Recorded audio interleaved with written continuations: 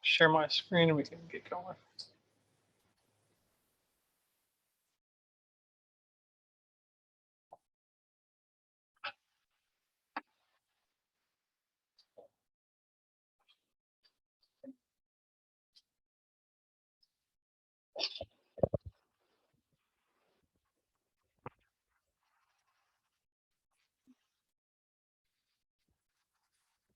All right, good evening, everybody. My name is Eric Ketterling. I'm a senior planner at Arundel County, and this is the Transportation and Land Use meeting for the SAC Region 4. A few notes before we get started. This meeting is being recorded, so please keep that in mind. And we will post this on the hub site as usual. You can visit that hub site at aacounty.org/region4. For members who are public who have joined us, please know the chat is not monitored, but comments will be recorded for consideration. And then, Ann, I'm going to pass this to you so we can. Everybody who needs to have. When you are speaking tonight, we will pass that mic around for you, and so everybody can hear that.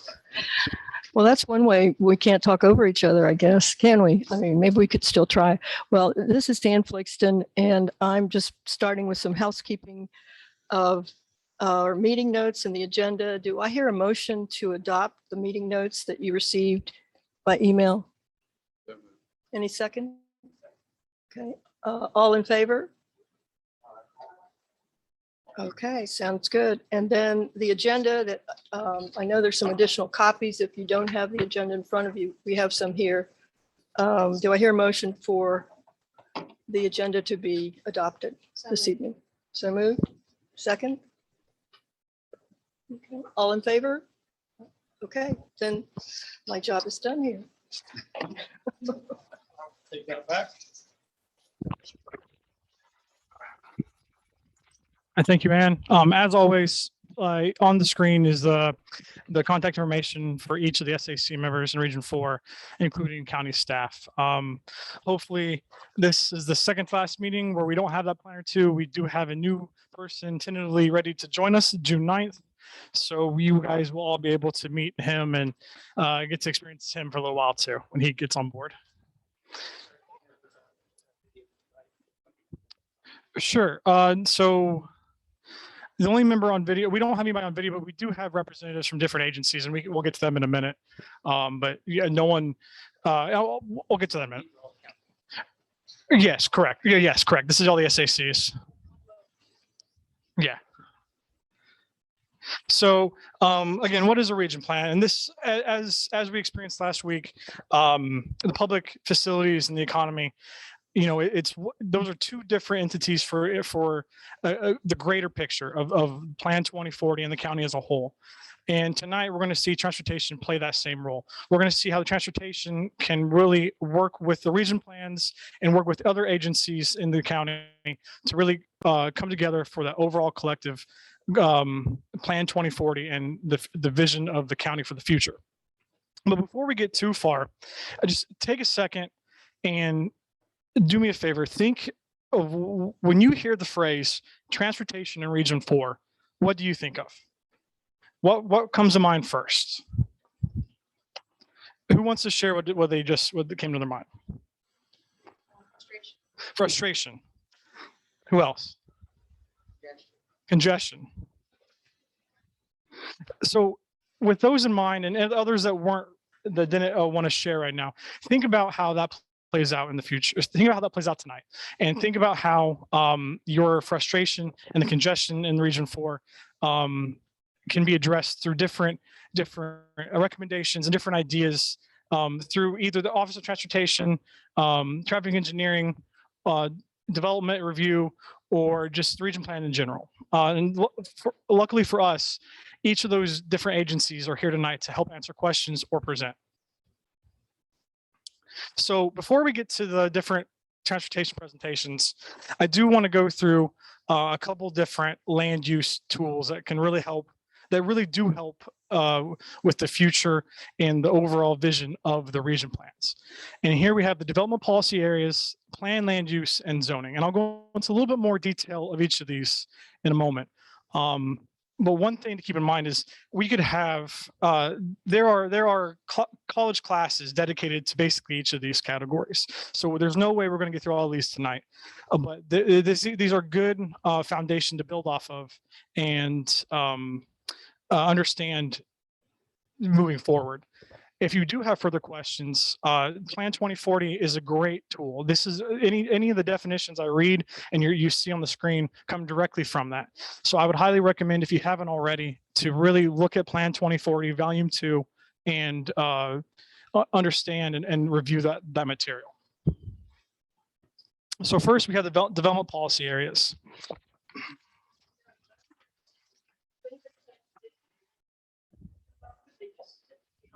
Absolutely, they can move the chair if they like.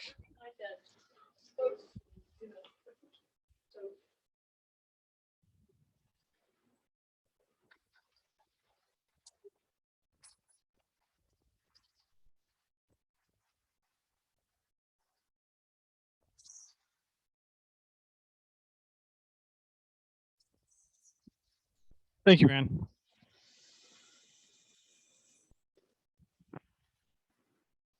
So the development policy area map and the planned land use map are fundamental elements of Plan 2040. Both those maps are located behind us in the room tonight. If you want to take either after the meeting or if we have a break, you guys can go back there and take a closer look for yourself. They're also these maps located on Plan 2040, but these maps tonight obviously only show the focus area of Region 4. These maps guide the location, type of development, and prioritize areas for conservation. And these maps also guide investments in public service and public infrastructure. The development policy area maps broadly identifies areas in the county where development and redevelopment are encouraged, as well as areas of preservation of rural and suburban character and natural features are prioritized.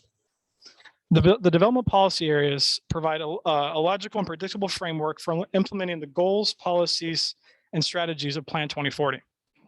In addition, they also provide a mechanism for making cost-effective investments in public facilities and services. On page 103 of Plan 2040, Volume 2, you can see all the definitions of the development policy areas. Within Region 4, there are three main policy areas: the Peninsula Policy Area, the Neighborhood Preservation, and the Critical Corridor Policy. There's also an overlay district, and that is the Village Center overlay. And that's kind of what you see with the red lines. Again, you can probably see a better of it in the map on Plan 2040 or behind us tonight. So I'll just quickly kind of read what the definitions of each of those are. The Peninsula policy areas are primarily residential, stable communities that are nearly surrounded by water and land within the critical area. And they're served by a single primary road corridor for access and egress. These areas are located both within and outside the priority funding area and also within and outside the public sewer service area. Development is primarily limited to infill and redevelopment that must be compatible with the existing character of the neighborhood and where consideration of salt, water intrusion, and vulnerability to sea level rise are given.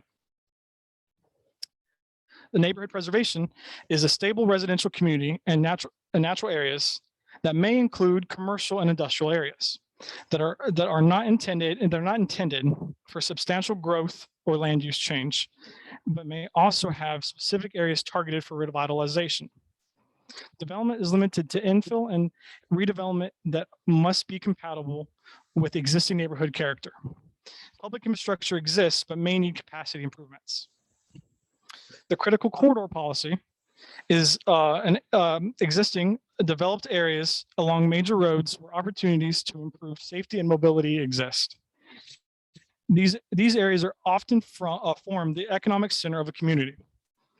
Redevelopment that improves multimodal outcomes and preserves adjacent neighborhoods is encouraged. Implementation is guided by a concept plan. Critical corridor areas are generally dominated by regional scale, auto-oriented commercial areas or congested critical transportation arteries. I'm sure we all know where they exist in Region 4.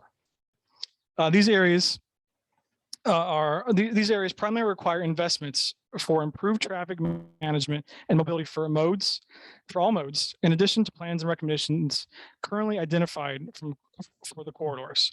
Redevelopment in these areas should incorporate a strong mix of uses and multimodal transportation solutions to better preserve surrounding areas and reduce auto dependency.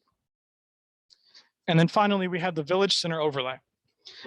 They are walkable, pedestrian-oriented, mixed-use areas that are suburban or rural in character, compatible with the underlying policy area and surrounding community. Development and redevelopment is oriented toward the community, enhances community heritage, and is implemented by a village sector plan. Multiple village centers are identified throughout the county, each with their own unique character and unique context.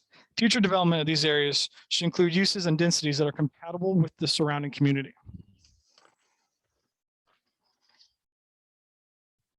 The planned land use map is used to guide development patterns within the county based on the vision, goals, and policies and development policy area map in Plan 2040. This is achieved by designated areas with land use categories that represent different development types: residential, commercial, industrial, mixed use, etc. The planned land use map builds on the fundamental principles of land use planning in Anne Arundel County for the past 40 years. To protect sensitive environmental areas, protect the rural character and agricultural economy of South County, manage the development and physical character of older suburban residential areas, and focuses more intense development in the down centers, critical economic areas, and transit-oriented development areas. And then finally, zoning. I know this is very difficult to see, but this table is table 17, page 116 of Plan 2040, Volume 2. And this slide shows the zoning categories that are consistent with the different land use designations, as well as permitted and anticipated uses for each land use category. The planned land use map is implemented through zoning and through policies set forth in Plan 2040. The zoning map and its corresponding regulations found in Article 18 of the County Code is a tool that follows and implements the planned land use map by regulating development that is allowed today. Zoning is more specific than planned land use, with provisions to establish regulations such as permitted uses, maximum density, setback, structure height, coverage, minimum lot size, and it goes on and on. In accordance with the state land uses article, the zoning map must be consistent with the planned land use map. So where does this all relate to transportation? So as we all know, there's limited access to safe and accessible walking, biking, and transit alternatives within the county and within Region 4. The predominant mode of transportation is pretty much how each one of us got here today, a vehicle. And even to add on to that, vehicles with one rider. This has resulted in more traffic congestion, more distances traveled, more time spent traveling, and more trips made for work, for social, and for recreational activities. By aligning land use with transportation, we can create more places where people can live, work, and play while reducing the dependency on automobile use, thereby reducing the traffic, pollution, and we're getting beneficial outcomes, such as different public health improvements.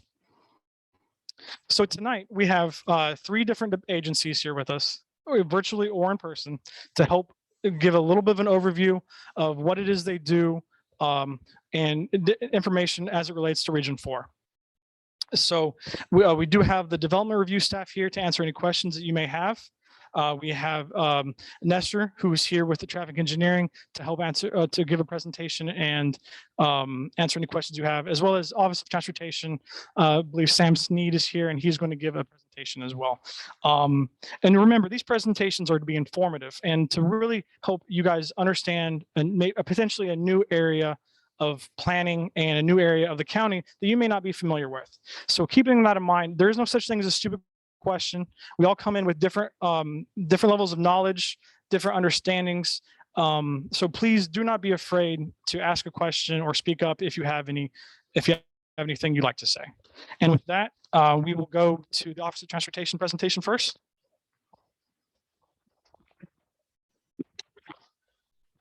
Hello, my name is Sam Sneed. I'm the Director of the Office of Transportation for Anne Arundel County.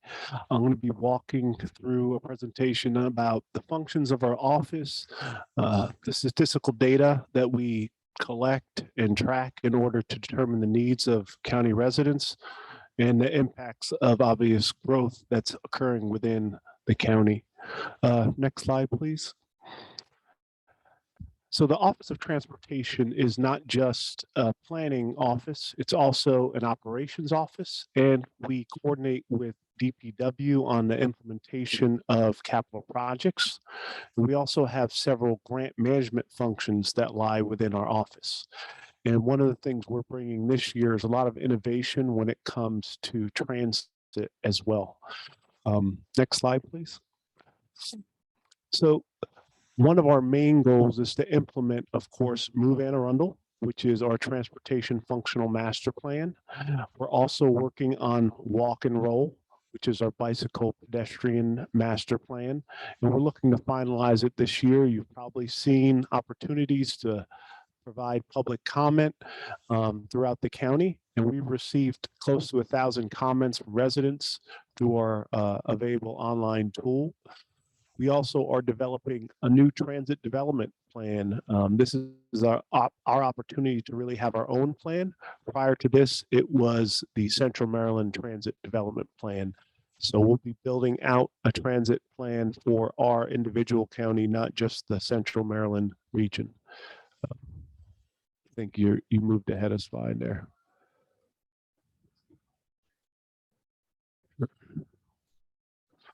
We'll just hold as he updates the screen here.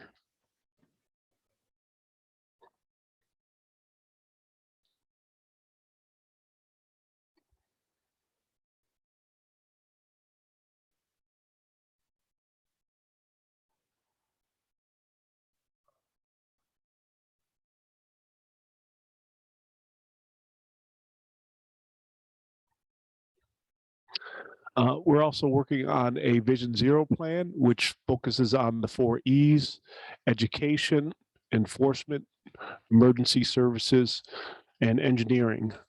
Those go into the development of a safer county for Anne Arundel County residents and visitors. We'll be finalizing that shortly and hopefully getting an executive signature on that document as well this spring or early summer. Facility planning studies are common. A facilities planning study focuses on a specific corridor or area. We have region plans that we develop, town center plans. I'm sure you've been active participants in those as residents interested in the growth of the county. And we also have TOD plans and zero emissions bus plans that we hope to implement, in our impact fees and other plans that we use to target the improvements of transportation when development occurs. There are regional plans as well. Right now, Stuart Pittman is the acting chair of the BRTB, and we develop the TIP, which is essentially where all of the transportation capital projects, which contain federal and state and local funding, are placed on a regular basis. We also worked on the Central Maryland Regional Transportation Plan, which includes a lot of transit elements for regional connectivity. And we work with City of Annapolis on a pretty regular basis, in the City of Baltimore and Howard County regarding connectivity between the different jurisdictions in the region. And we work pretty regularly with the state as well on several corridor plans, Route 2, Route 3, the Bay Bridge, of course, and any long-term transportation plans as well. Next slide, please. So as part of our transit operations, we've developed a system map this year.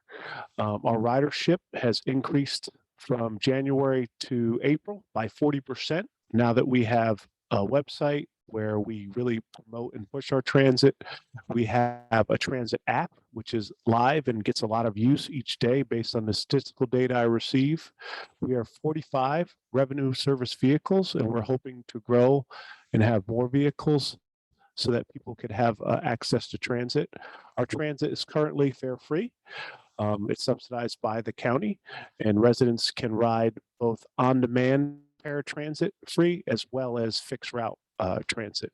And we have a South County on-demand transit system, which targets zonal transit within South County from point to point, and they can access our yellow line, which brings you to greater Anne Arundel County, and that's a fixed route line that you can access through the on-demand service. Our paratransit service this year lowered the elderly age from 65 and over to 55 and over, really opening up to more riders who could potentially use the on-demand paratransit to either go to different doctor's appointments or access commerce, perhaps access a part-time job. It's a good opportunity for people within that age group to access free on-demand paratransit as well. And we have a partnership with RTA, which is located in Howard County, for one fixed route line that operates between our two counties. Next slide, please. So Anne Arundel County's fixed route services are provided in this map here, but they're also available on aacounty.org/transit. And we previously didn't have any connectivity between the Waugh Chapel area and the Parole area, which negated that north-south connection. But now we do with a new line that began operation in March. And we also have a new extension line of the Gold Line, which connects the north and south part of the eastern portion of the county between Cromwell Station and down to Parole area near Annapolis. Next slide, please. We have a plan to enhance and grow our microtransit to our peninsulas and other parts of the county, and we're hopeful that if we can obtain more drivers and grow our demand, we can add these on-demand transit opportunities not only in South County, but also to the northern and central parts of Anne Arundel County. Next slide, please. I do want to reemphasize that our paratransit and elderly service is a call-based service, but we're hoping that in the future we can also have an app-based service for those who want to use a mobile app to order rides as well. Next slide, please. We partner with MTA as well. There are several regional routes here, commuter buses. Obviously, there's the MARC train, and there's light rail that gives you access further north to Baltimore. So we really do have a larger regional system that our local system feeds on a daily basis. Next slide, please. A big part of our county's capital budget does contribute to improving several different corridors throughout the county. That's not just studies, it's also actually partnering with DPW to implement larger scale projects like improvements along Route 2 or 214 or Route 3 within our county. We have, of course, the Metropolitan TIP, which I had described earlier, where we feed in our projects to the overall regional projects as well. And each year we write a letter to our Secretary of Transportation, this year Secretary Ports, and we prioritize our projects. That actual letter is available online for your viewing pleasure. It outlines all of the priorities we have for our county, all the improvements we'd like to make. And it's important to partner with the state because they essentially control the right of way for those large state roadways like 97, Route 2, Route 3, 214, and of course the Bay Bridge. We've scored very well pretty recently on all of our project submittals submitted for Chapter 30. Thanks in part to Brian Ulrich, who prepares our Chapter 30 projects. We've scored in the top 10 in the state for priority capital projects. The state transportation improvement programs fed up from the TIP each year. Capital projects within this particular portion of the county include Route 2 improvements, which is really right-sizing the road along the corridor to make sure it's consistent. As you know, if you've driven up and down Ritchie Highway, Route 2, you probably took the route today if you came to the library. Maybe not. You could have taken B&A 648, but there's an inconsistency in the width of the road, and it's not only a safety issue, but it's also a congestion issue. And we partner with the state to improve portions of Route 2, and we're hoping that we can partner with them to improve more portions of Route 2 moving forward. We also have within our capital projects budget, the Duval Outing Access Improvements Project, the Jumpers Hole Road Improvements Project, Benfield Boulevard to Kinder Farm Park, and the Jumpers Hole Maryland 2 to Maryland 177 projects. These are growing areas, and as you know, there can be a lot of congestion within these areas, and these improvements are vital to create not only auto, but pedestrian access. The Maryland 173 Sidewalk Project, and the Pleasant Plains Road Improvements Project, and the Magathy Bridge Road Bridge.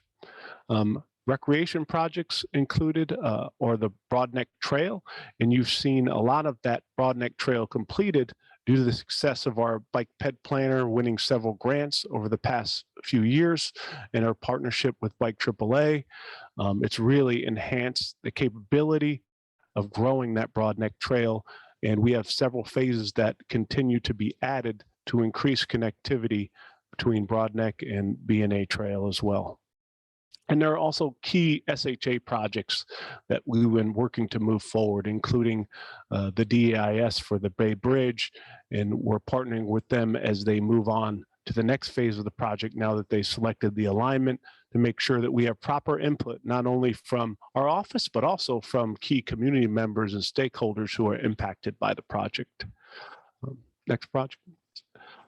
There are several grant programs, and I'd love to walk through all of them, but a key part of our office is making sure that we apply for these programs on a regular basis. And this year, we're applying for 5 to 6 bike ped-based programs, but we're also applying for raised grant funds. We submitted that application actually last month, and we applied for bus and bus facility funds to grow our fleet and make it a cleaner fleet for a better experience for riders and residents all around.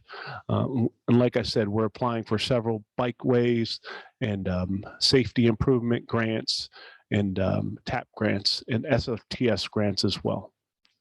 And earmarks are back. So these are annual requests that you can make to local elected officials, congressmen and senators, and they will weave that earmark for a particular project into the bill for transportation funding on an annual basis. So we've been submitting for those as well through our office.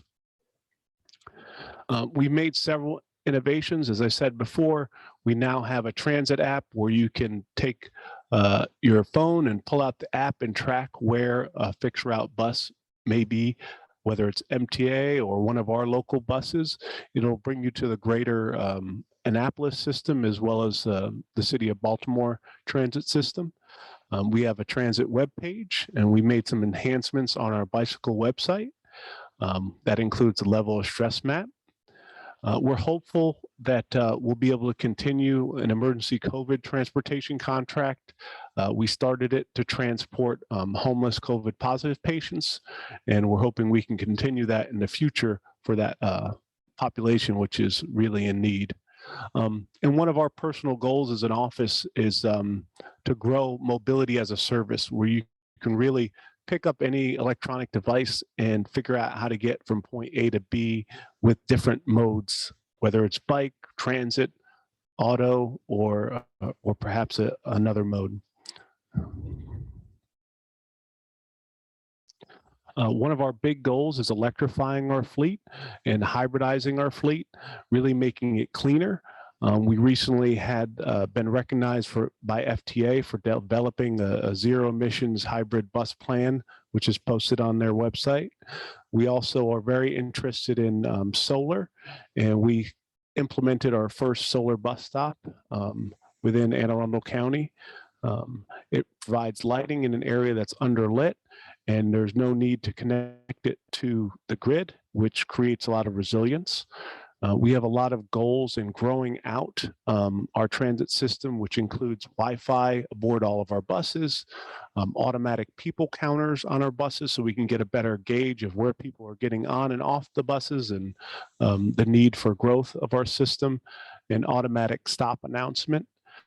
We're also looking to purchase bicycle pedestrian counting equipment so we can gauge where people are using bicycles and where we could perhaps grow a bike share program in our county, similar to the program which started in Annapolis just last week. Next slide, please. We're hoping to have a public-facing dashboard that keeps track of all the different projects that we want to implement from all the plans we develop. We don't want our plans to be shelved. We want our plans to be seen, and we want people to realize that we are implementing the plan goals.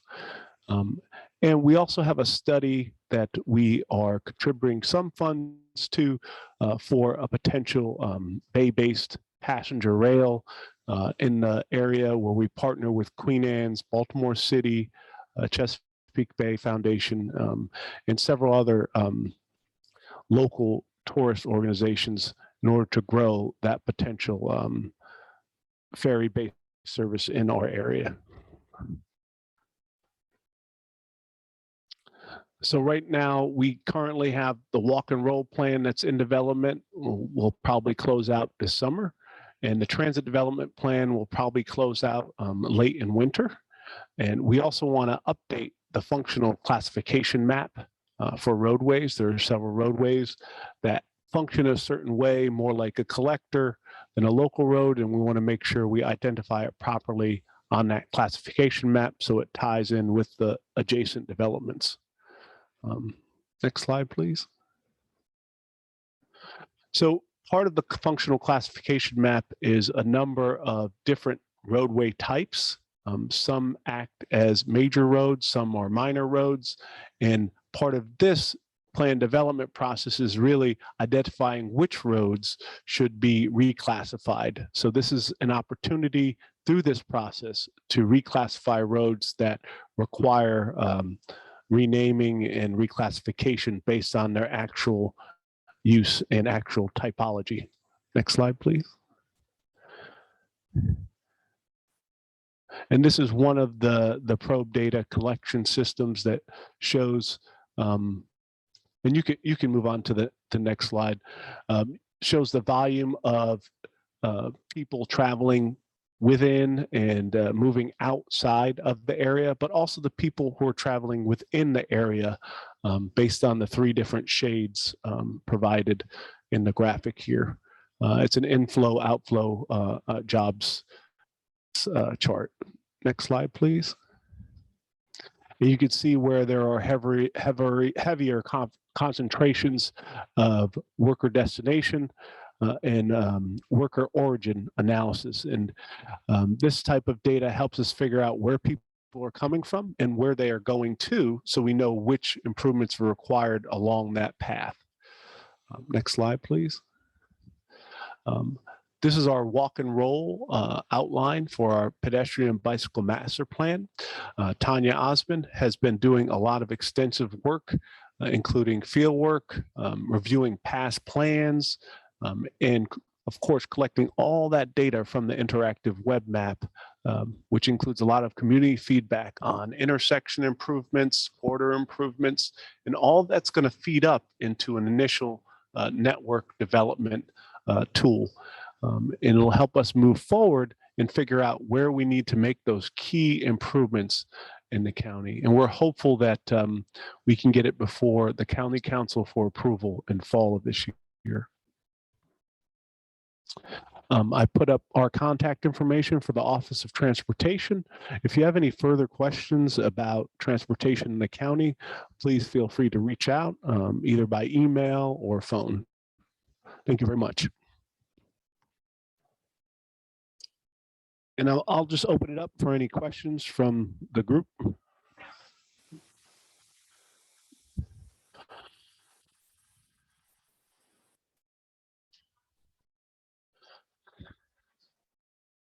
Sure.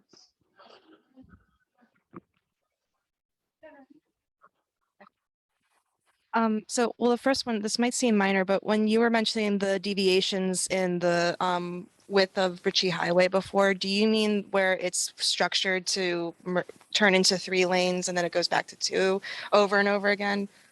Okay, thank God. Um, and then I have other questions, but I want to give other people a chance. I didn't know that they had chosen the alignment for the Bay Bridge. Could you say what they ended up on? They did choose the routes, the alignment number 7, which is at the same location as it presently is. Yes.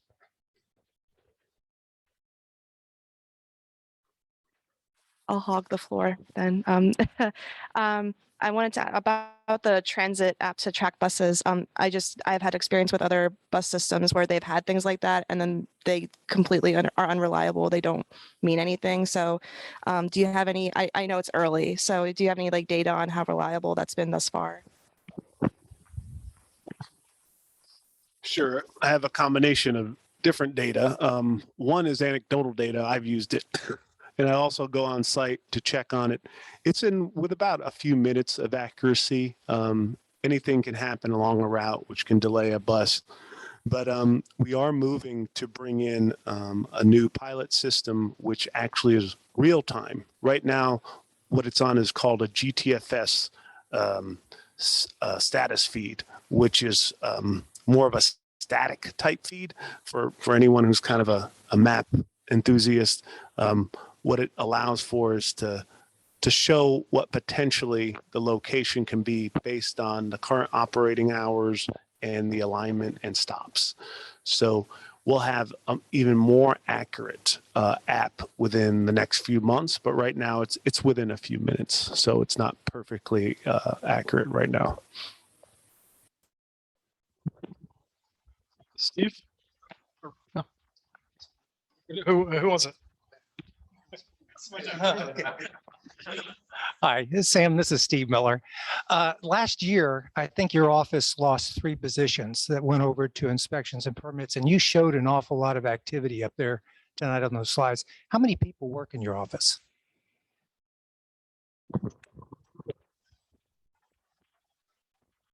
Well, we did lose 3 folks, and that's before I came on. And obviously, I replaced the outgoing director.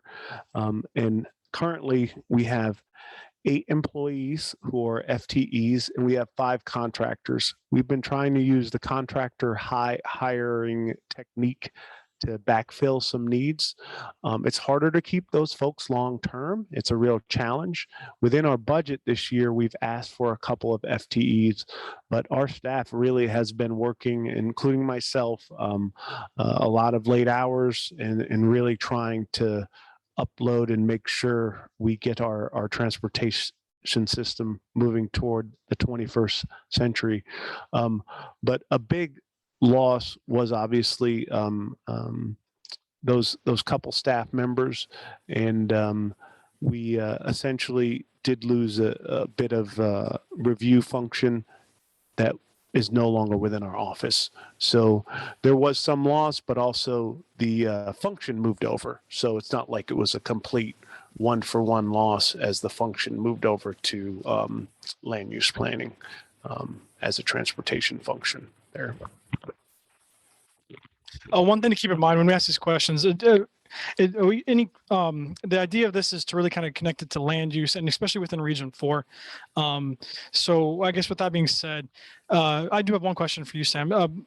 Generally speaking, what recommendations can we as Region 4 give on paper and to council to potentially better marry transportation and land use within the county and within Region 4? Sure. So I always try to connect transportation to the human body. You have to think about how blood is transported through your system, the blood cells. So the humans are the blood cells, and they're using a network. And what are the blockages within that vein network? Are there blockages to pedestrians? Are there blockages to auto folks? Are there blockages to transit where it doesn't exist? Maybe there's a transit desert. And a key part really of land use is making sure that you tie in multimodal access to all of these developments so that people can have that access to the larger pedestrian and bicycle network, and build out roads that account for sidewalks, that account for a transit stop, that account for proper width for automobile throughput. And we obviously partner with traffic engineering for that, and that'll be Nestor Flores, who's presenting next. But really accounting for that multimodal infrastructure as you build out the land use within the county. And when you're looking at residential, when it's maybe an R1, it's much different than mixed use or TOD style development, where you have more of that multimodal access, like in Odenton, for example, or Cromwell and Glen Burnie. But you still want to maintain access to residences so they can get to the larger network. So when you have big sidewalk gaps and big shared use path gaps, people can't just walk over to, let's say, the Walmart at Jumper's Hole area, because there's a huge gap for sidewalk there. They're literally crossing people's property to get to access the commerce or healthcare, whatever it may be within that shopping center.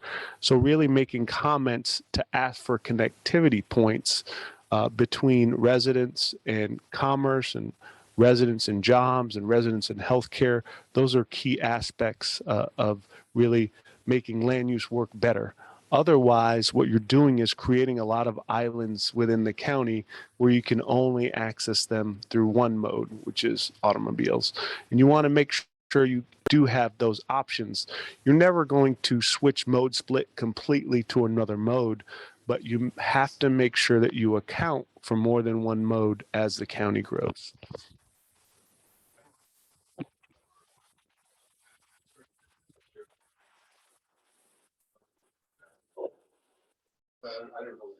So typically the chair will open up the floor for public comment. And Shayla, so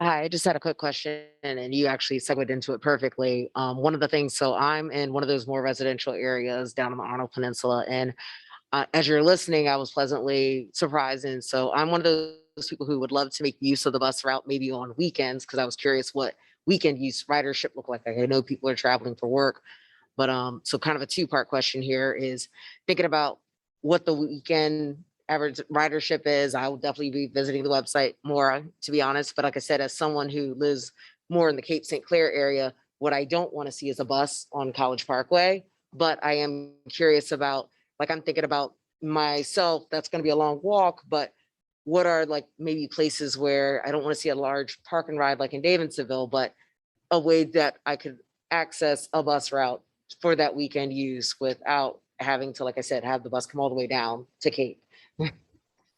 What is that? So with transit, you really have to right size it to the area you're in. So you don't want to put a 40-foot bus down a one-way in, one-way out road. You don't even really want to put a cutaway on a road like that, ideally, even if it's a 14-passenger. What you want to do is more of an on-demand based transit, a smaller shuttle van type of transit. And it is tricky within Cape St. Clair. I go to Pat's meetings and I always get lost in the dark back roads back there. But that van style is probably more akin to what you'd want to use there. And there are a lot of microtransit options where you can set up an on-demand ride doing a short trip to get you access to the larger system, that gold line that runs up and down Ritchie Highway, and provide you that access either south to Parole or north up to Glen Burnie and then greater Baltimore.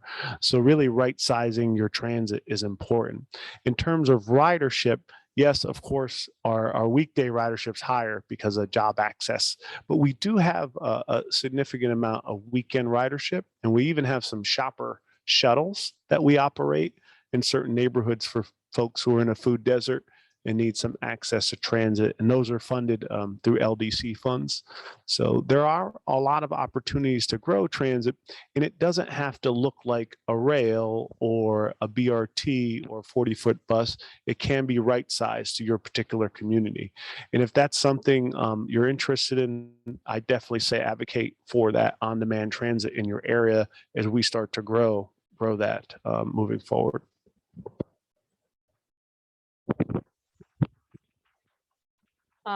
Sort of related to that, are there plans for bike parking, like at Park and Ride? So people who live in Cape St. Clair, I just think biking, a lot of the bike paths, they're wonderful, but they seem more recreational right now. And if there was secure bike parking, people could bike to the Park and Ride, park their bike and take the bus where they need to go, because you can't have a bus going to Cape St. Clair. Is that in the plan at all? This is a great opportunity for folks to comment on the pet bike master plan, because we only really get to revamp them every so many years. And a lot of public comments came in about bike parking and adding that type of infrastructure along our paths, just so it's obviously not limited to just recreation, but also, you can park your bike, you can lock it up, you can come back to it and use the service. And you're not just limited to being along the trail for recreation.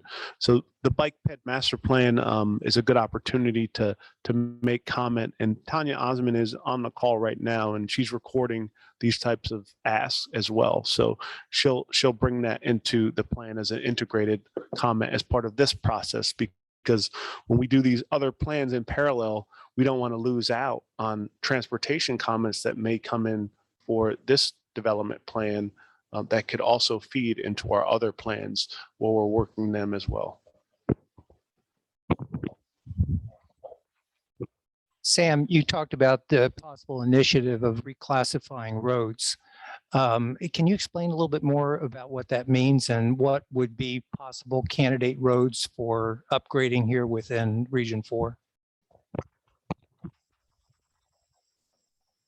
So typically, whenever there is a type of zoning variance or rezoning of an area, there are associated road classifications that have to align with it.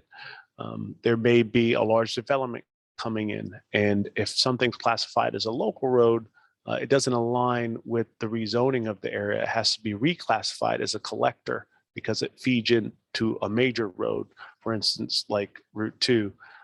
That would be a major road.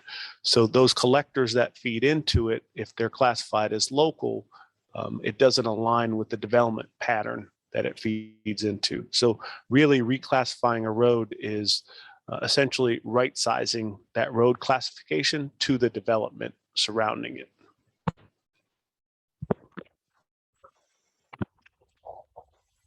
Okay, doesn't seem like there's any questions. So Anne?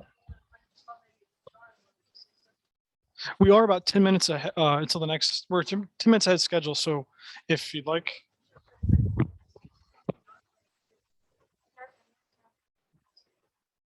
Okay. Yeah, I'll go ahead and give this to John, and then we want to promote her.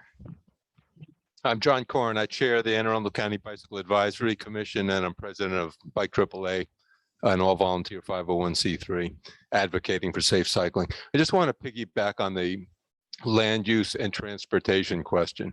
Where it really comes together for me and makes things happen is in code and policy changes.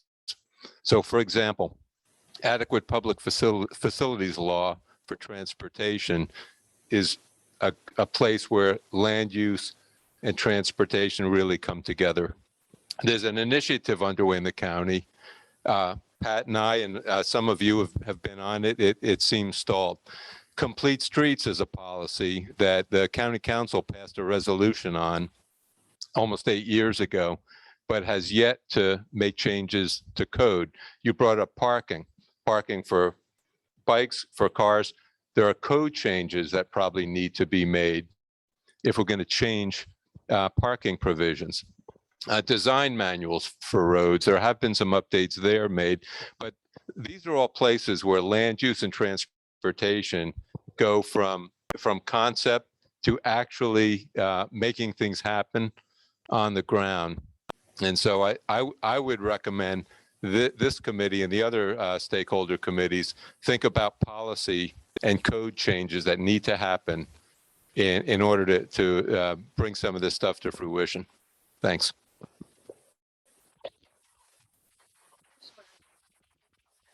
I wonder if anybody else has heard about the study that was done some time ago in California by Bank of America with government. And one of the findings was that if they kept at the pace they were going, I don't know how many decades they were looking at, wouldn't be much room for people.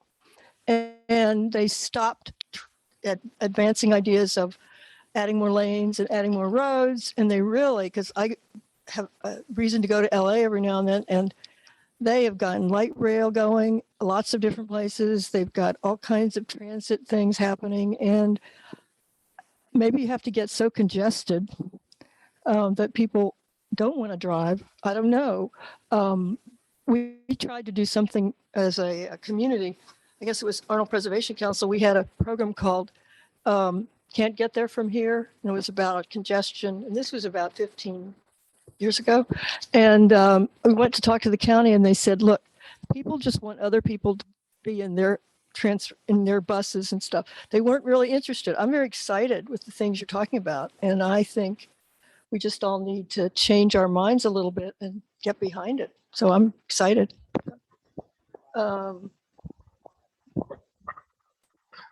Okay, Anne, if you would like to close the public portion, it's up, just say you close it. Close the public portion. Thank you, Anne. Jesse, did you?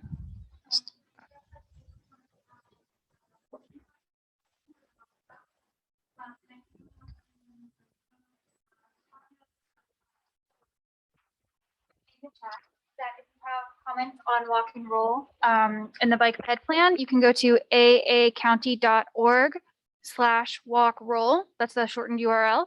I'm sure a Google of AA County walk and roll or bike ped plan would do the same. And you can provide your comments there. All right, thank you, Jesse.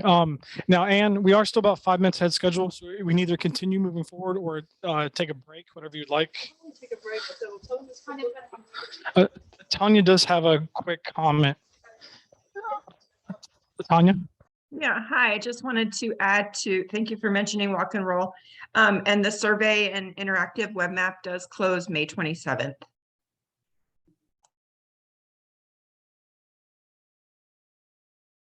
What was that again? You cut off at the beginning.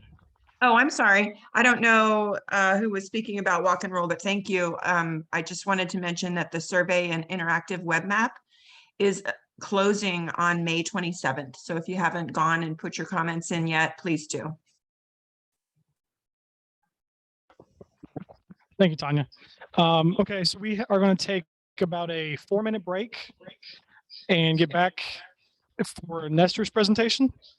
And so if you guys want to, you'll get up, stretch your legs, use the restroom, or look at the maps, whatever you'd like. So meet back here at 7 o'clock, please.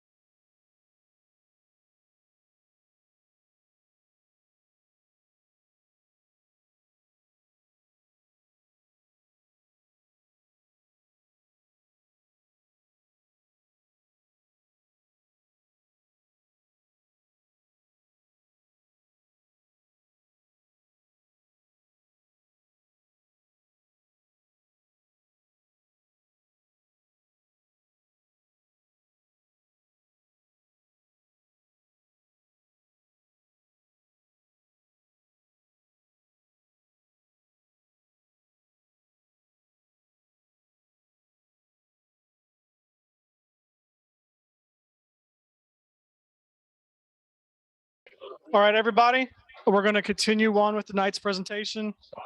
Nestor, whenever you are ready. Guys.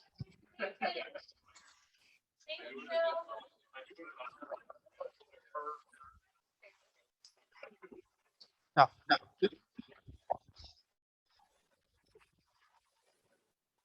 Can you hear me, Eric? Yeah, we can hear you.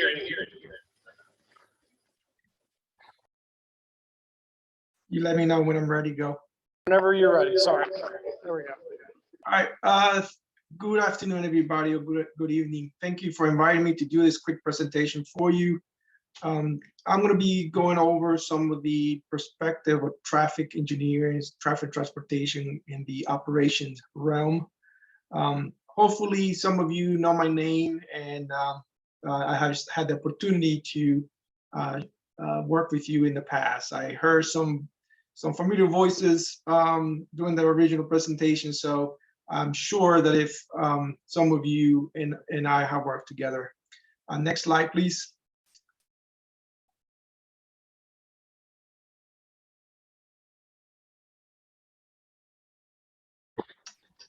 So, Yeah, Nestor, when you get a second, will you just say your name for everybody who is not familiar with you? Sure. This is Nestor Flores. I'm with the Anne Arundel County Traffic Engineering Division. I've been with the county close to 20 years now. I started working as a civil engineer at 3, and for the past 4 or 5 years, I've been the chief of the division. My division is part of the Department of Public Works under the Bureau of Highways. We take care of a lot of the maintenance of the roadways, from infrastructure such as sidewalk to road operation, who do the plowing, and to my division, who do the traffic operations. So basically, what do?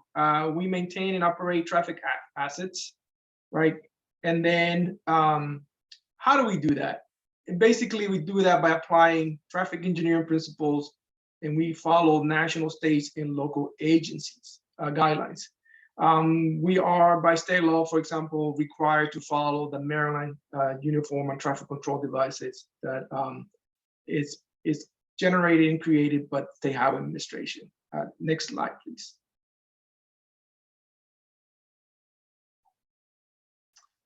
But more importantly, in the question that we always ask ourselves, and I try to hammer home to all my staff, is why do we do that? Why do we come to work every day, and also why do we come to our meetings? Not only because meetings such as this one, only because it's a part of our job description, it's also because we believe that we play an integral part in ensuring that all traffic modes, feds, bicycles, transit, and vehicles, and passenger cars flow through the county roads efficiently and, more importantly, safely. If you and I get to have the same why, you and I will be able to work to accomplish a more efficient and safe network operation. In particular, county roads. So I just want to differentiate that my responsibility are county roads.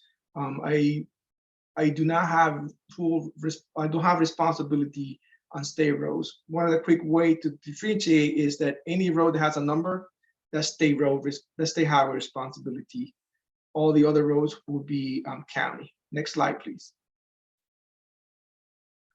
So here's a quick snapshot of what do we maintain through the county-wide.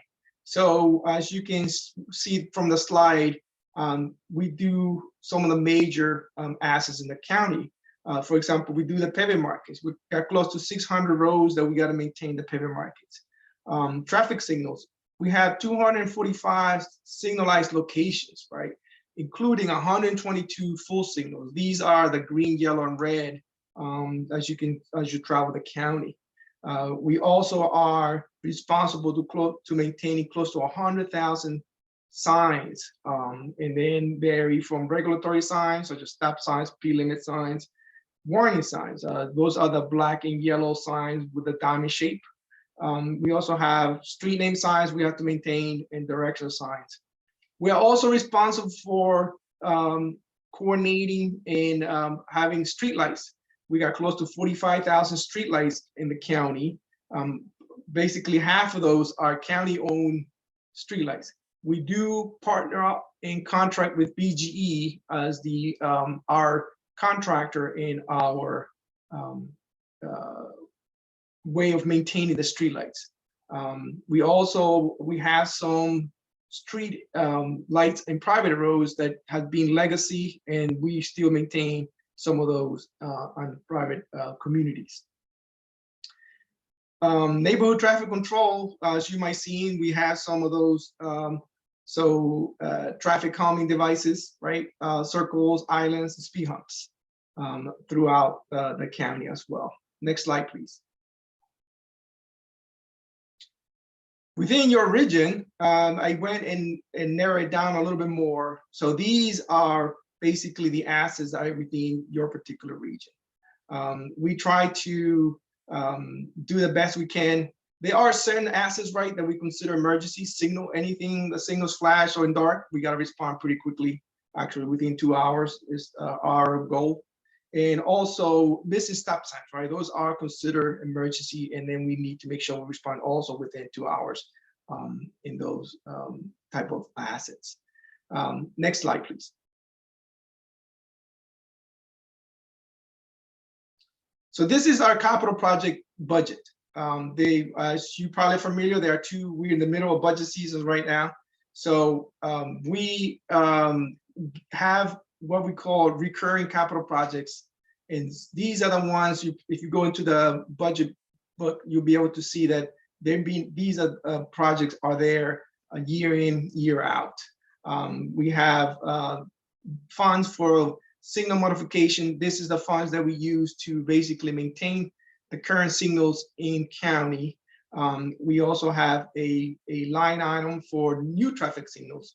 After we do our signal warrant analysis, this is where we're going to be installing new traffic signal. For example, the Destiny Circle pedestrian signal that we are in design right now, and also within the year ago we had the Evergreen and Cedar pet signal in the Serena Park.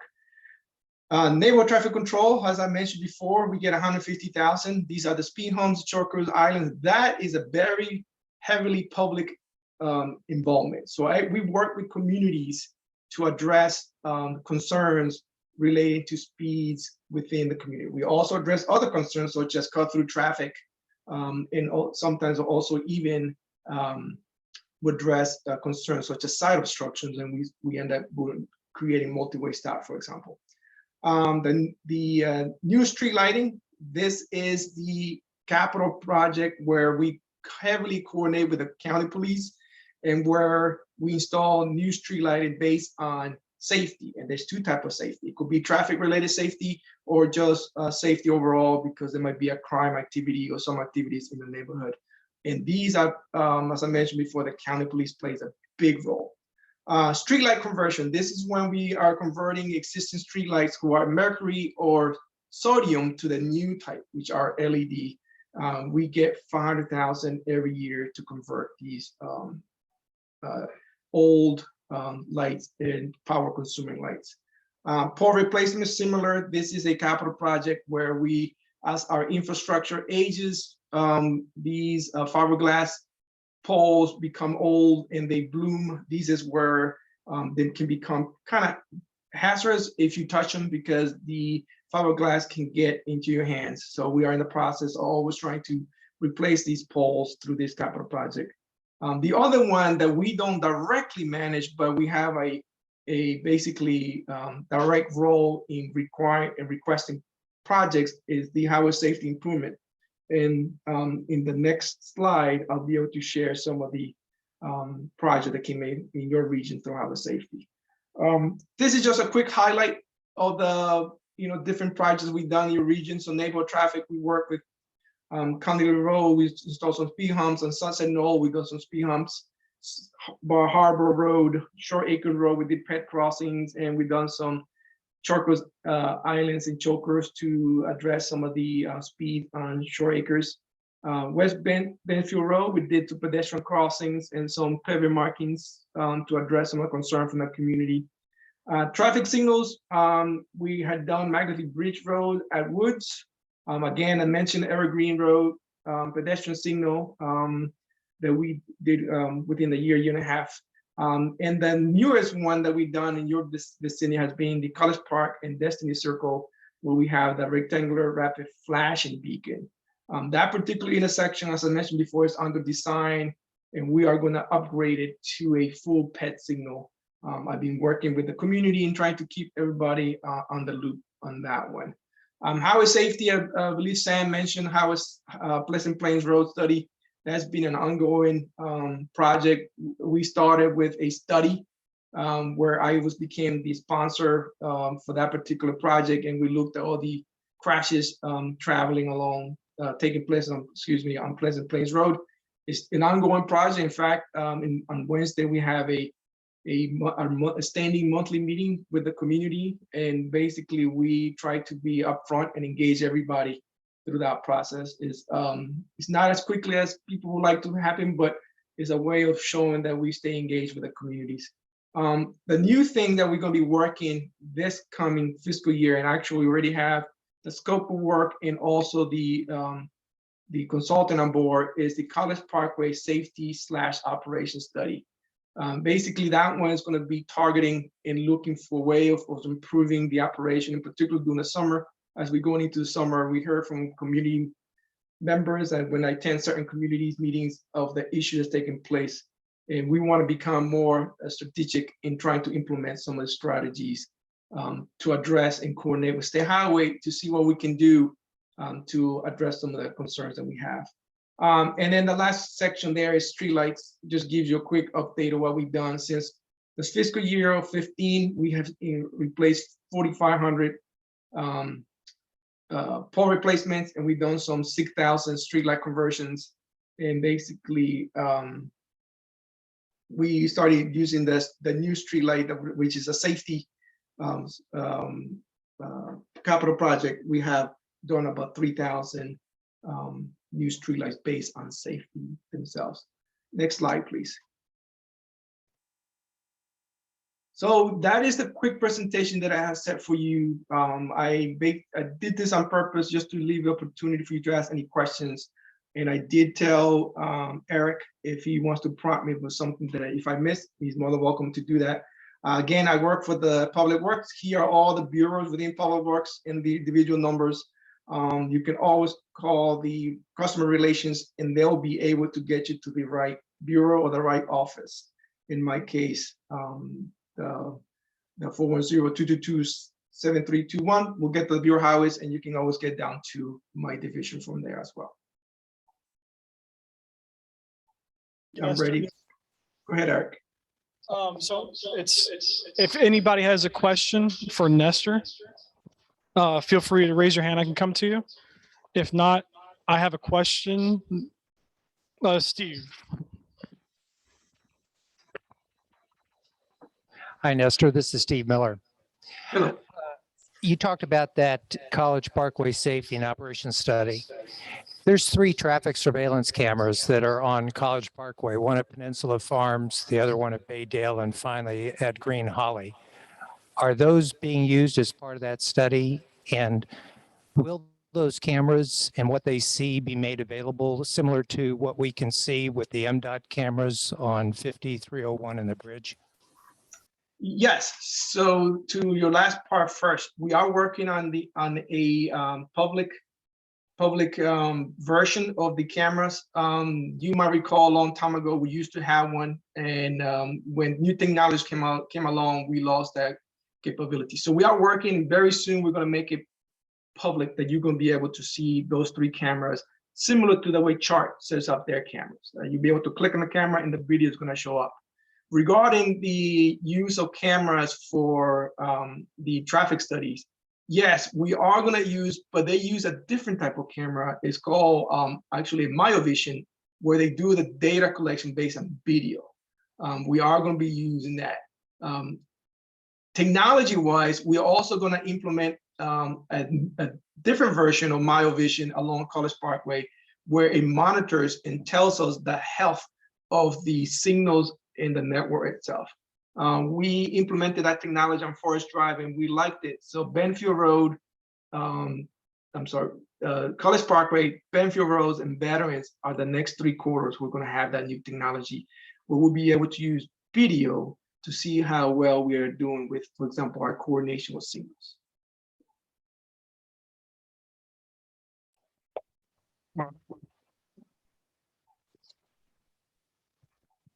So Michael O'Leary here. Got a question about prioritizing the projects. Looks like you have a fixed budget, but you have a variety of projects that you have to do annually. Just wondering how you prioritize. You just listed Veterans Highway for the camera project and a few other things. So just wondering how you prioritize a project given your fixed budget. Yes, thank you. So right now we've been using it as by knowledge from my staff and myself, right? We're trying to move from there and become more analytic. So if the budget goes through, we are going to hire a consultant to help us out and develop a metric or a way of keeping track of more of these projects and what we do next. We also have implemented a new asset management system in DPW that is about 9 months old.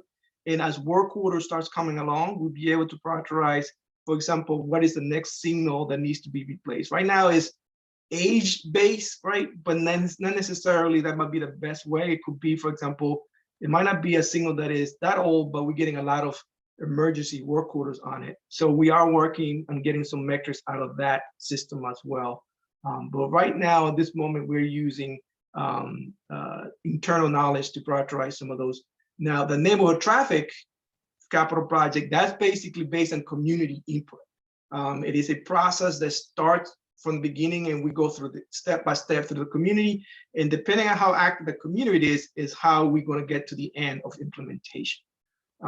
So we do a lot of public involvement in my division.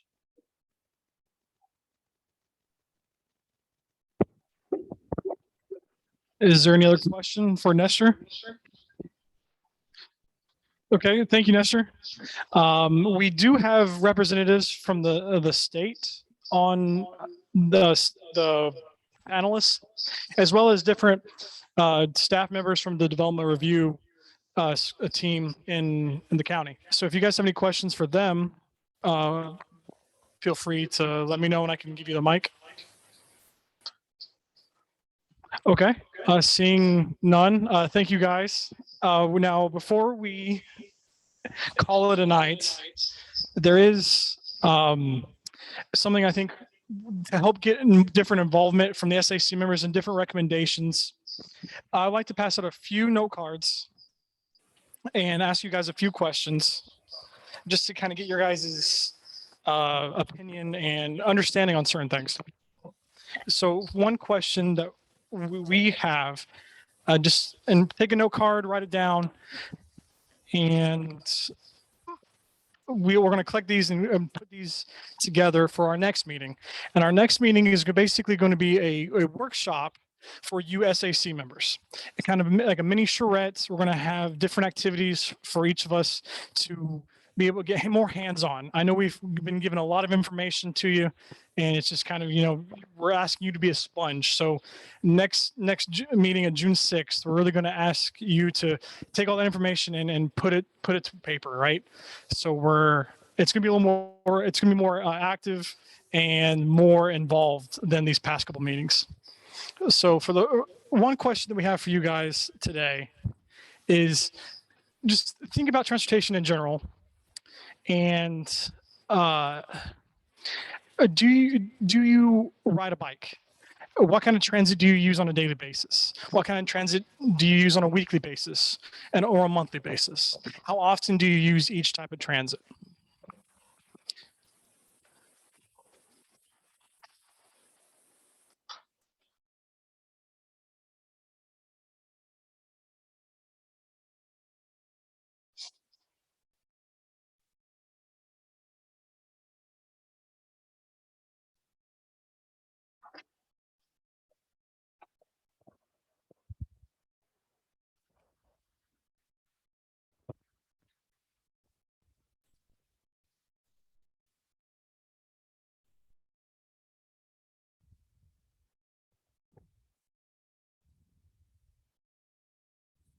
And while you're writing that down, think about your experience walking and biking in your neighborhood to wherever you may go. What do you hear and what do you see and what do you experience while you're doing this? Now think about what you experience when you're walking versus when you're driving or versus when you're on a bike. What improvements could or should be made, or is it perfect? And what kind of emotions come to mind for each method? What are the benefits and drawbacks of each? Sure, no problem. Essentially, we're just asking you to think about when you use different types of transit, how does it make you feel? And well, when you think of walking compared to driving in your car or riding a bicycle, how do you feel in each of those situations? And in those situations, what could be done differently to enhance that experience? Or is it perfect as is?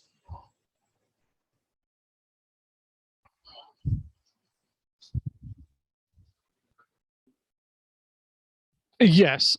Yeah. So we have different state agency members as well as Tom, who's an SAC member, and other members of county staff.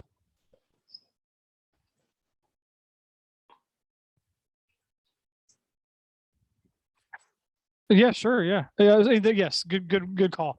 So like last time, there will be an opportunity for each SAC member to submit a question, and I'll email this out to you guys tomorrow. That the same kind of Word document. Put your question in, and we will deliver it to the different agency and get you a response. The responses from the last meeting are on the current page. They're highlighted in red, and I was going to send that out to you guys tomorrow as well.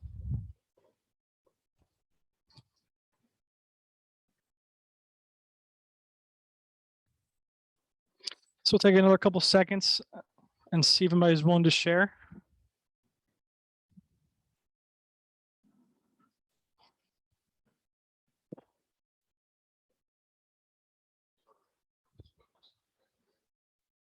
Yeah, so this will come in a second, but the first question I'd ask is just basically the different modes of transit that you personally use. And if it's only one mode of transit, that's fine. Think about how you could improve, how that could be improved, and think about how that makes you feel.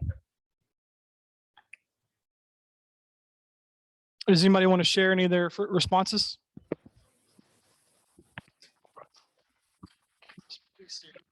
I'm Holly Slack, and so I both drive and I walk. And I mean, walking is done on a nice day voluntarily, so that's great. It was a little difficult this morning because of the storm. There was stuff everywhere. There was like the trees were overhanging, and you know, everything was in the way. So that was difficult. So I don't know if there's a way to kind of clean up the sidewalks and the brush and all that stuff that happens, because it's there, but it's just worse after a storm.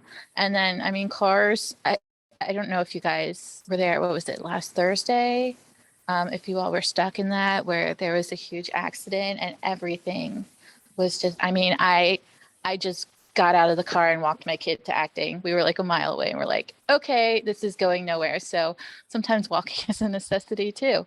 And it would have been nice if there had been a few more sidewalks. Like we ended up kind of cutting through different areas that weren't so safe, and then other areas that were safe.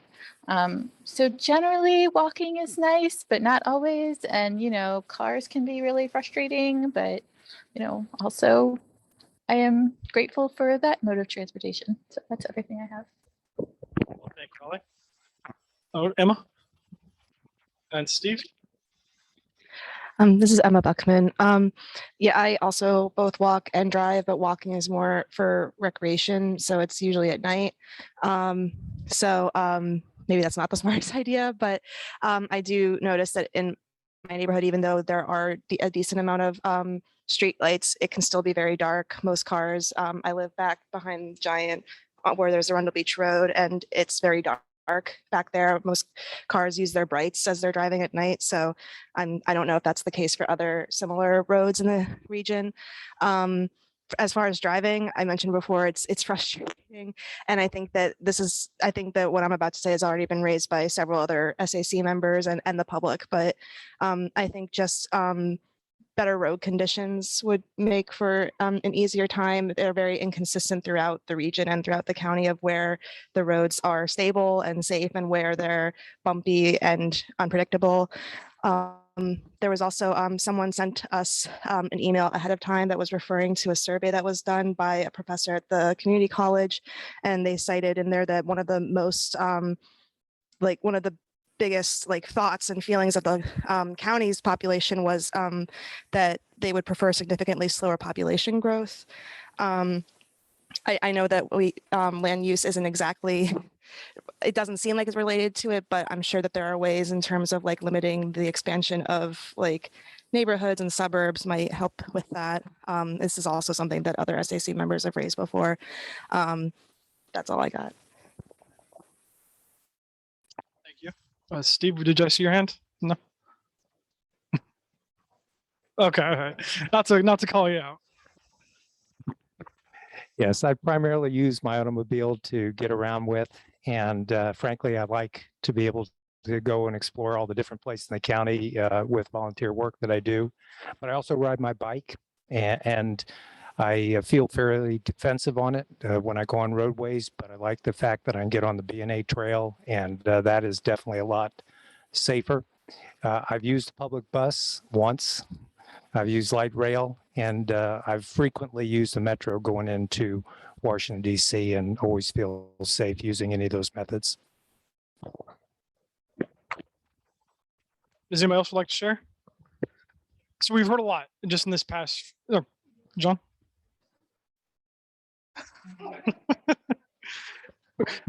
Holly wants to hear from John, so I think we're going to hear from John. This is John Spencer. I've got so many thoughts running around in my head. I'll throw a few things out.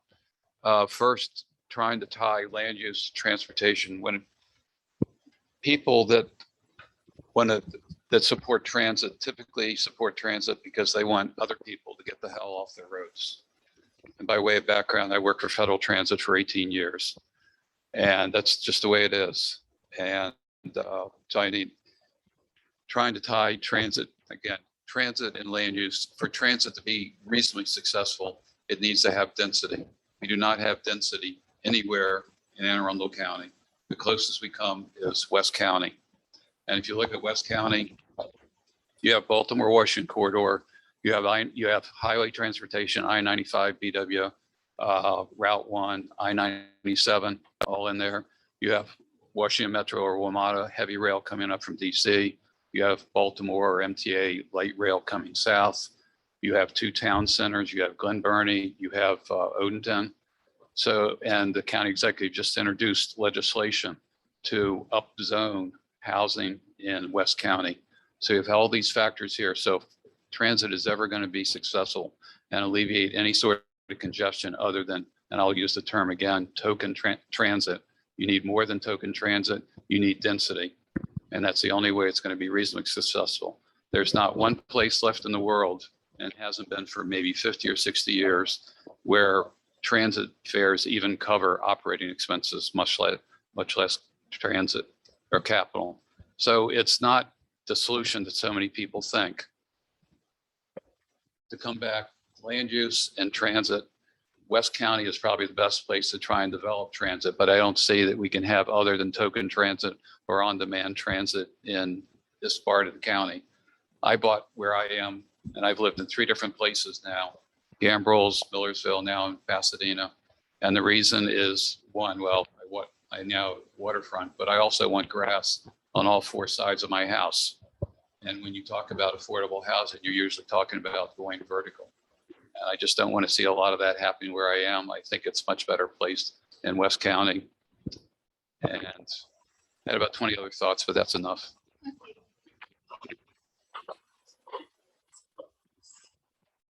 So the question was to explain what John meant by density. Yes. Okay. Density means you can have 2 acres per house, or you can have 1 house per acre. You can have R5, 5 houses on an acre, which is usually your basic quarter acre lot sort of thing. and you start talking about townhouses or townhomes and apartments, you're doing, like, what is it, R12, R20, R15, 22, right? Well, that's what's happening now, right? And you touch on a good topic that we're going to talk next month or in July, I believe, housing. And so we'll slowly start thinking about that. We have environment in the middle, and we don't want to overskip that. But that's definitely, housing is definitely going to be a focal point. We all know housing and transportation are two of the bigger issues at hand here. So, but while we were answering all this round, we heard a bunch of really neat and interesting things, from safety to congestion, and then tying it back to frustration earlier this afternoon. Think about all that in mind, and think about, the bicycle routes. Steve mentioned that he takes the trail because it's safer, and he doesn't have to be as defensive than other areas. And Holly mentioned that she was walking in areas that need more sidewalks. So what kind of strategies could we recommend as an SAC for the Region 4 plan to move forward? And next meeting, when we do the hands-on activity, I highly encourage each of you to be here, because we're really going to be doing a lot of cool charrette kind of activities that involve some of these maps back here, and maybe some others. So really just think about, what do you see as specific needs, goals, and recommendations for Region 4, and as it relates to transportation tonight. And then also think about how the specific goals and needs and recommendations for Region 4 as it relates to the public facilities, as it relates to the economy. This next meeting, it may be a little more transportation focused, but we should continue to build off of the knowledge that we had from the first meeting, this meeting, and then the next meeting, and so on and so on. So just keep that in mind as we move forward. And if you guys wouldn't mind, just please be sure to leave your note cards or pass them in to me when we're done. And if that's all. Oh, yes, Steve. Yeah, I just want to say that if you go on right now to the feedback map for Region 4, there's really been a substantial number of inputs in there, and it's covered trails, it's covered roads. I mean, it's big ideas like, using the east-west corridor and connecting to I-97 to relieve some of the traffic off Benfield. I mean, it's not just tactical stuff, but I do think that, like the presentation that we saw tonight from Nestor, that probably gives people a whole lot more idea of what other things they might think about than what they've already put on that feedback map. Some of it's just simply not knowing what you don't know. And same thing, there was an excellent brief that was given last week by the tool group for the walk and roll public meeting that was held virtually. That presentation should be posted on the Walk and Roll website, because it really gave a much clearer view than even the feedback map does right now of what kind of things might stimulate inputs into that particular plan. So the more information that we continue to post out there, make available to people, I think the better input that we'll get. And that feedback map, I think, is still active until June 9th or so. That is correct. Thank you, Steve. And as mentioned on the slide, June 9th will be the last day for the feedback map, in person and virtually. They are on the hub site currently, as previously mentioned. The next meeting date for the SAC is, again, June 6th. It's 2 weeks from tonight, same spot as tonight. Again, this is an SAC workshop session. The public is invited to attend, but this is for SAC working. This is going to be a working event for all 15 of you here. And then June 27th, we're going to be at the Eastern District Police Station and that's going to be the environment. As I mentioned earlier to Emma, the goals policy sheet on the Google Drive. So if you come up with recommendations or any ideas or interesting thoughts that you may have, or questions you have for the different agencies, put that on there. I will be sending that out in an email tomorrow, but it is on the drive right now. So if you can't wait, feel free to go ahead and go to it. And I will give you more instruction on that tomorrow. And now, so that's all that I had. And I know we have a few minutes before, so I don't know if there's anything.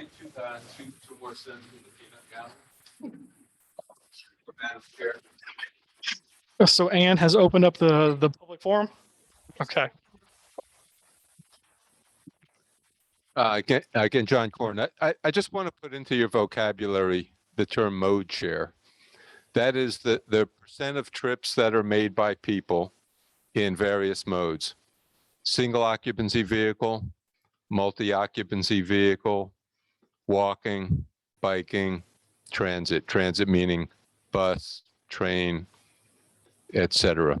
The Move Anne Arundel plan, which is the strategic transportation plan for the county, has specific quantified goals for changing the mode share countywide and more aggressive goals in the 3 designated town centers, Parole, Odenton, Glen Burnie. Anne Arundel County cannot pave its way out of traffic congestion. The best way, the least expensive way, and the most pleasant way is to shift mode. And the only way you shift mode is to make it attractive for people to stop driving everywhere, especially by themselves, and make it attractive and convenient and safe for them to walk, bike, or use transit. Schools are a prime example. There's nothing sadder to me than a line of 100 SUVs and minivans dropping their kids off and picking their kids up. I won't drive to my kids on Arundel Beach because Folger McKinsey has jammed up Arundel Beach Road. But I won't go see my grandkids at that hour for that reason. But think about mode share and what can we do about mode share. And I also want to say housing, your next topic.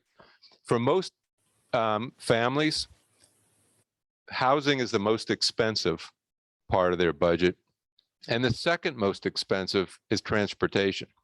If you can reduce trips, if a household can live with 1 car instead of 2 cars, you actually make living here more affordable with no subsidies, just by making them able to live with fewer cars makes it a more affordable, more attractive place to live. So I'll leave it there. And my name is Pat Lynch, and I served on the CAC for 3 years that helped develop this Plan 2040. I also have lived on the Broadneck Peninsula for over 50 years. I have been coming to every meeting that the county has hosted on any kind of transportation subjects, primarily the issue of being able to offer these bike trails and bike pedestrian trails. And let me tell you, there are some places that will never, ever be serviced by this kind of transportation, John. And one is my area on the Broadneck Peninsula. There are 179 families who live in my community, which is Amberley, over between Whitehall and Rideout Creeks. We're about 2.5 miles from the Bay Bridge. I would have to drive just to get to St. Margaret's Road about 1.5 miles. To get to the grocery store, I've got to drive another 1.5 miles across there. Now, some of you were not even here alive when I have been doing the work I do and advocating for low density and restraint on development and better roadways.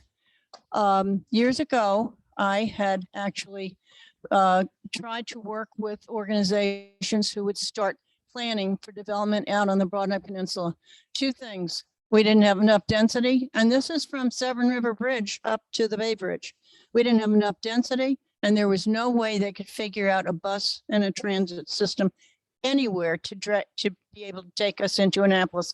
The only way I can get into Annapolis is to drive, and when I get into Annapolis, I bop around from different places in my car. And don't forget, you got the graying of America.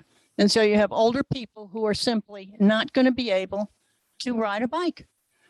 I worked for a man, I worked for IBM for 28 years. I worked for a gentleman who came into work one day and his arms were in a cast. He looked like he was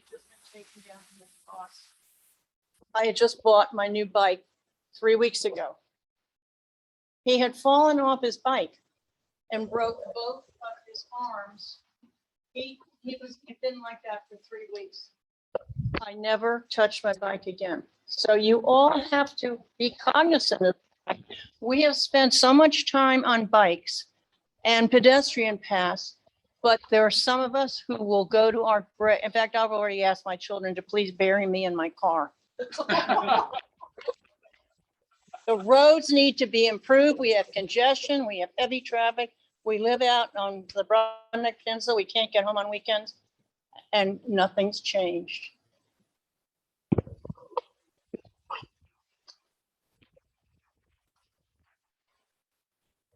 I just want to reply to John about the density thing. Part of our problem, at least on the Broadneck Peninsula, is it's cars that don't live here that are going through. So there is the density of people traveling through the Broadneck Peninsula in cars.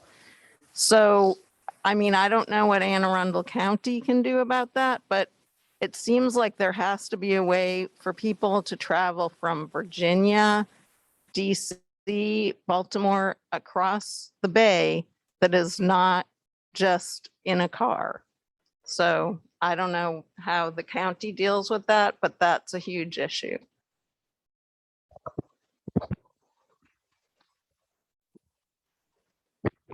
John Spencer again, sorry.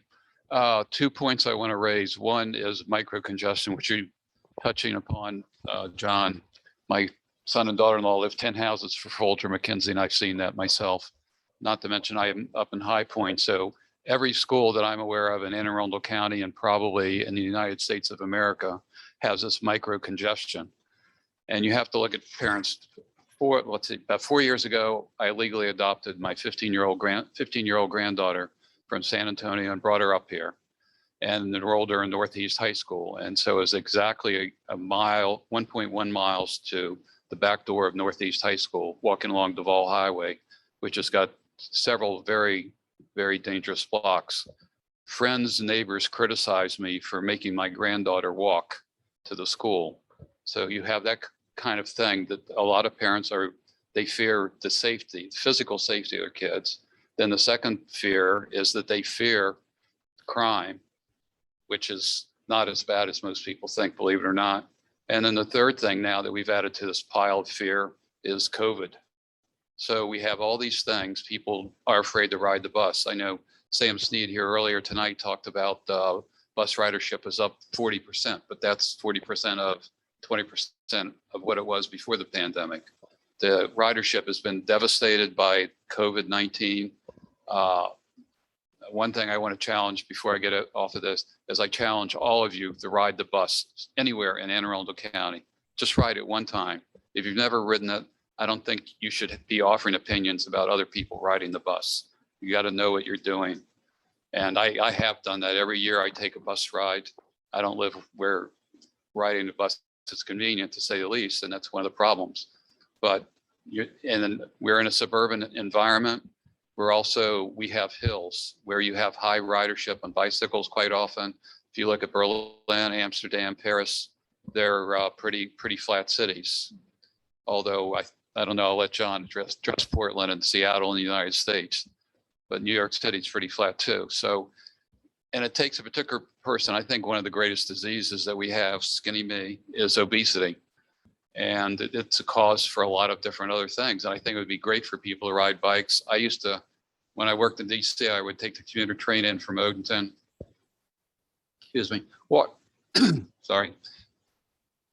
Walked across the mall, about a 23-minute walk, and then, or I took the commuter train into Capitol Hill and then a 23-minute walk to my building. And no matter how upset I was when I left the office in the evening, by the time I reached Union Station, I had calmed down. I think walking is great therapy, getting some exercise like that. It's time to think where I couldn't do work like I did on the train, workaholic that I was. But there are some benefits to transit, and I am a mass transit type of advocate, but I just want people to understand what some of the pitfalls are with transit. It's not just a solution without doing a lot of other things. And right now, as I say, the three fears that we have is who wants to ride transit? So again, I challenge you to ride transit in Anne Arundel County. You've got WMATA or Washington Metro, you got the MTA from Baltimore, you got the light rail, you've got the heavy rail, and what am I missing? People mover at BWI. But there's a lot about Anne Arundel County. And for those of you that are up in my age group, you can take the bus to the senior center. We actually have multiple transit systems here in Anne Arundel County. You have Anne Arundel County that Sam Snead talked about, and then you have senior transportation. You got the Omni House. You've got all kinds of non-governmental organizations. But take a ride on a bus and see what the people are like that ride it.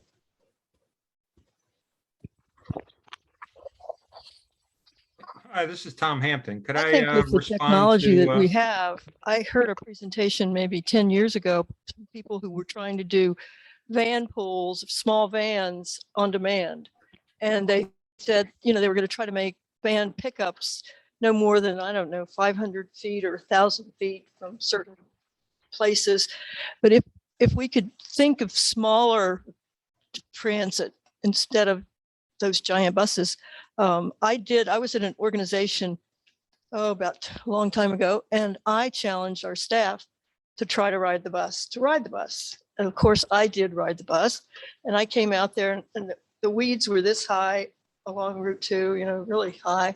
There was no timetable when the bus would come, and it just seemed that when it finally came, I don't know if it was even air conditioning or it was working. It was a really pretty miserable experience. So I went to a state meeting about transportation, and I sort of told them about this, and they said, but you have to understand, we have people, our customers have no options. It's like, that was their attitude. They're serving people with no options, so it doesn't have to be convenient. It doesn't have to be, you know, presentable or cool. So I hope we're changing that feeling. And then when they want buses to pay, you know, the transit people to pay for the ride to cover the bus cost, that's not feasible. So I'll stop. Yeah, I just wanted to answer your question. I have been on the Bay Bridge Reconstruction Advisory Group for 10 years, and our goal was to try to ease up traffic on Route 50 and plan for a better way of crossing the bay. I've spent 3 years of my life, along with members of my board, trying to get the decision made for the NEPA study to place a third bridge either north or south of the current location. The decision was made by the MDTA, and you heard the governor. The only place he would approve a third bridge would be right where they are now. So it's only going to get worse because all the traffic from every county, from Virginia, from any place, is going to have to go through the Broadneck Peninsula. That was carefully researched. I knew that was going to be the decision. We tried our hardest to reverse it, and we didn't. This is Holly Slack. I feel like there's an elephant in the room here with transportation too. I have no answers, but next year, it looks like we're going to have the school buses at 8 o'clock, 8:30 and 9:15. Yeah, so elementary schools are supposed to go at 8 o'clock. High schools at 8:30. High schools I know come from pretty far away, and buses have to use like the main roads, and I don't know a lot about what goes into it. I know that my kid's a walker, so we'll be walking, but I'm sure I'll be watching a lot of cars.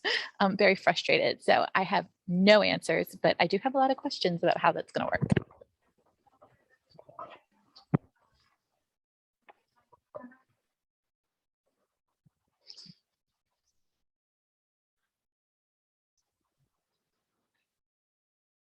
Okay. Hey, I'm sorry. This is Tom Hampton. I had the. Tom, if just you're for a minute. there and you have a Eric, comment. you there? Yeah, can you hear us? Yes. Could I make a comment about the transit? Yeah, go ahead. I don't really disagree with a lot of things John said. However, I rode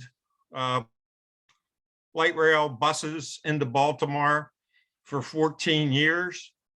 And, you know, it worked pretty well for me, but there's definitely an element at times where you may not feel comfortable unless you're a big guy like me. That's a hard thing to overcome. And most of the people that I worked with in offices in Baltimore were not interested, going to have a change of mindset first.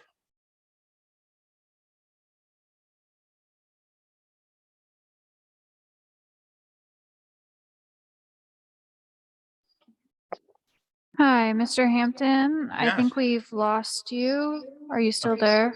I am. Can you hear? You're going in and out. Okay. If you'd like to type it in the chat, I can read it out for you.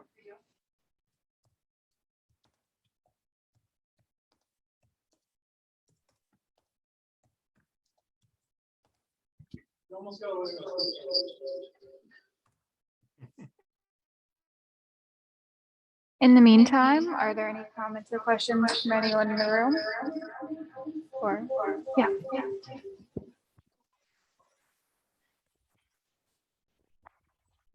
Shayla Powers. I work with the school system, so I can kind of speak to the bus thing. I understand it's not popular, but I also know that it is something that we also spent a lot of time and a lot of committees and a lot of work working on. My own kids are walkers, even though they are bus eligible. I am actually very excited with AACPS's plan. I've actually seen the what it's going to look like. We have pieces that are still in-house that'll become more public over time, including a breakdown of what the transportation is going to look like, helping people understand all the decisions that go into the eligibility of walking. I know a big thing that scares a lot of people right now is the big, huge registration rollout. And part of the reason for that big registration rollout is we're actually getting ahead of it more this year, which is the purpose of the sense of urgency. Is we want to know before July 1 and our budget restarts and everything like that, how many buses exactly do we need? And like I said, I'm one of those parents who I went ahead and opted my kids out because my kids, even though, like I said, we were lucky that we're all the way at the back of our neighborhood where my girls are considered eligible to ride the bus, but I also know that we don't use it. We have a sense of community in our neighborhood where everyone just kind of walks together. So I gave up their 2 seats for other people in the neighborhood because I want to encourage my girls to walk versus ride the bus when we don't really need it. And I do know that they even told families to take into consideration, say you think you don't need it, but if it rains or something like that. But like I said, my girls got umbrellas, they've got boots, they'll be fine. My parents made me do the same in PG County. But like I said, all of that to say is just really trying to promote the walking when possible, riding bikes when possible. As someone who used to drive into DC, I love seeing all the bike trails in DC, all the parents who have their kids on the back of their bikes, riding them into school and things like that. I'm really hoping with the time change, that is something we'll see where, yes, the high schoolers, most high schoolers actually drive, they all carpool. I love that about our high schoolers. But it'll be nice to see maybe some upperclassmen helping to get younger siblings to school, things like that. So just really rethinking what that looks like. And like I said, just kind of being optimistic that it all kind of balances itself out. And it is a change. Change is hard, but this has also been a change 3 years in the making that got interrupted by a pandemic. So, yeah. Thank you, everybody, for all your comments in this discussion. I think it was very informative and it helps a lot. Did Tom write his?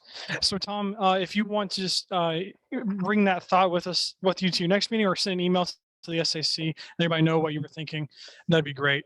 So all this conversation just happened. Bring that energy and bring that same mindset to our next meeting, because we're really going to be interactive. We're going to be much more hands-on, and I think each of you are going to see that these 2 meetings are going to help with what is coming in next 2 weeks. So just keep that energy, keep that mindset, and that's all that I have. So if there's anything you want to say, Ann. Do I hear a motion to adjourn? All in favor? We're adjourned. Thank you. Thank you, everybody.